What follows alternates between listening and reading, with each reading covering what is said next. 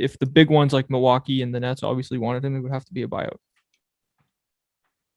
Yeah, I think it's basically the Celtics seeing what's around available, and they're gonna just wait on, and then Spurs are just gonna wait on to till the last minute because you could buy him out after the deadline, right? So they're gonna Yeah. keep him throughout the whole deadline. They're gonna hope, hey, the Celtics get desperate. Vucevic, the Magic's asking price is too high. All these other guys are going for the asking price is too high, so they're just like, you know what? We'll settle with a LaMarcus Aldridge. We'll settle with a veteran that could do a little bit of everything, and that's kind of their hope. But unless it's LaMarcus Aldridge, like I really can't see someone matching that contract. I personally, if he gets bought out, would love to see him go to the Trailblazers.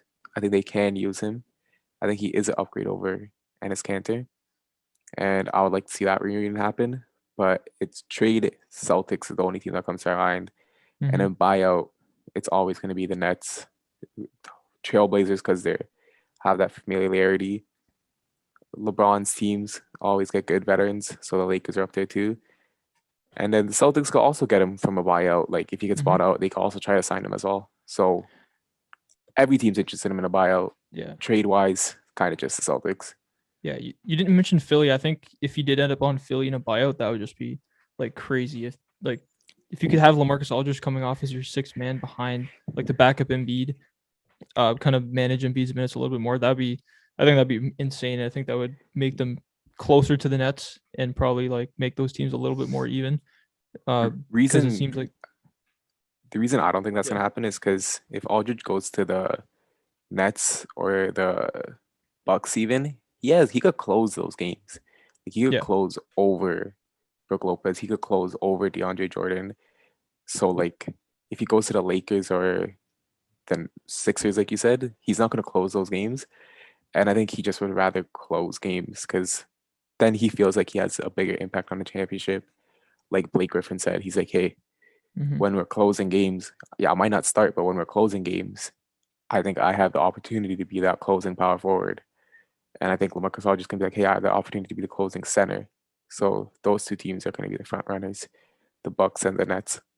Yeah. If he ended up on the Bucks, like I might even consider starting him like over Brook Lopez in some playoff games because Brook Lopez, his defense, as good as it is, sometimes in the regular season, gets exposed in the playoffs, and he can't shoot anymore. Yeah, It's been like 2 years of him not being able to shoot.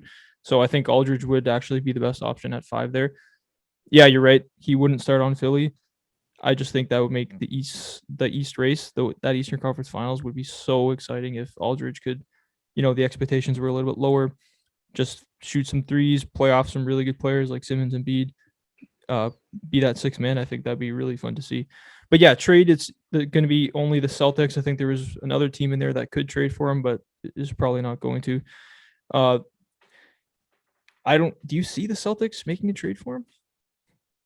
personally, I think they're going for bigger names such as a Vucevic, Aaron Gordon, such as that a player that's going to be there for a little while. And one other team that was looking to trade for him is Miami. We have to mention that too. They have Andre Iguodala on a 1 year expiring. He has a 2 year contract, but the second year is a team option. They have Myers Leonard. They have Kelly Olynyk. They have the contracts to make this match. Mm-hmm. And LaMarcus Aldridge is also a 1 year, so it doesn't impact the future cap space. And to be frank, he's better than the three players that I named because Yeah. he's just way better offensively. And he's a center, and he's a center that can play nice alongside Bam. So they're also a team that could maybe get in there and get him too. Yeah, he's basically just a way better Uh, Kelly Olynyk. Kelly Olynyk, yeah, So and just like the passing and his experience and all that stuff would be kind of invaluable in that team, and he'd probably be one of the best 5 players on the floor in crunch time for that team. yeah, I agree. Thanks for watching. Listen to the Stretch the Floor podcast on Apple, Spotify, or wherever you get your podcasts, and follow us on Instagram.